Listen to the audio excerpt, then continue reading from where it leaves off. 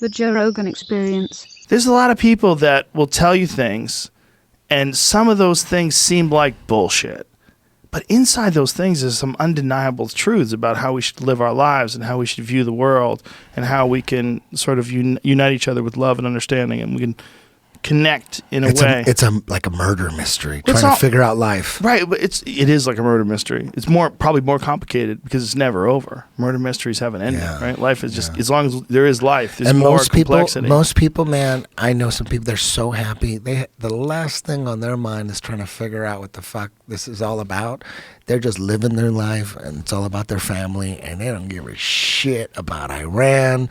They don't give a fuck about NASA. They're just living their life, and man, I envy that shit. I'm trying to move closer to that. Yeah, I envy that shit. You know what people tell me?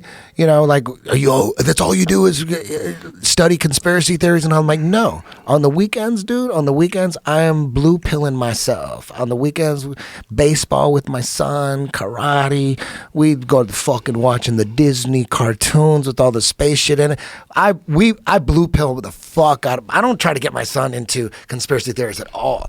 That's gonna be later. I'm like, I just want him. That's gonna be later. That's later. I'll get him when he's like 15. But right now he can't handle it. There's no way. There's no way. He doesn't need that. Shouldn't ask him to. And his whole life, every minute is happiness.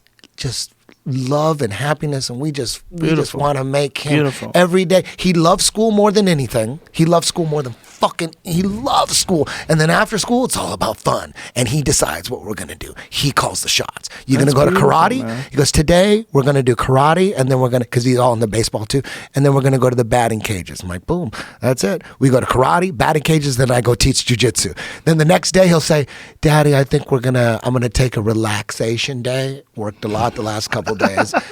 Let's order a pizza from Dino's in Burbank, amazing, and then we'll watch some Teenage Mutant Ninja Turtles. He's all about Teenage Mutant. Hilarious. He decides, and then every day it's a different thing what he wants to. Let's go to the movies today after school. Well, this is an evolution of you learning from like the pain of your childhood and like doing all the right things. I do the opposite with my son. Amazing. My dad had 19 kids, and I was just one kid with my mom. It was like a weird offside. Like he had a family with 5 kids, and then he got a bunch of other women pregnant. He was all over the place. Truck driver. He had 19 kids. I was one of 19. He had out of 8 different chicks he was banging, and he never. I found out. I met a couple of my half brothers and half sisters that were actually part of his real family.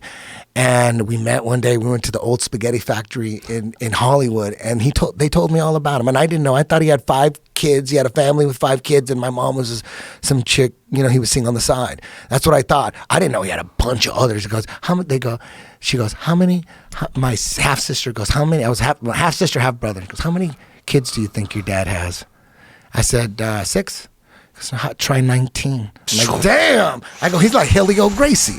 Holy shit. Real similar. And one thing that he never said the words, I love you to anybody, to his like real family. He never said it to me because I would see him like once a year. That the words never came out of his mouth. Never told my mom that. Apparently, he's one of those guys that will never say I love you to anybody. And I'm the opposite, dude. I tell my son, I look him in the eye every day. It's like, you know who loves you the most. I'm the one, I love you the most. You're the most. And I whisper in his ear, I'm like, I'll kill anybody for you. Don't you ever forget that. Whoa, you're getting crazy. Oh, I get crazy with them every day. But it is important. Yeah, people know that you love them. And then it's a funny thing. Now it's a funny thing. Like first he's like, okay, Dad, okay. And now he goes, I'm not going to let you forget. Daddy, I won't forget. I go, you promise? Because I won't forget. I go, I just want to make sure you don't forget. And he goes, okay. And he goes, Daddy, I won't forget. I promise. And I hug him every day. That's beautiful, man. You've really embraced being a dad. It's all that matters, admirable. man. I'm living for him. That's why I shave my head. I'm like, what the fuck am I doing washing my hair? You know what I mean?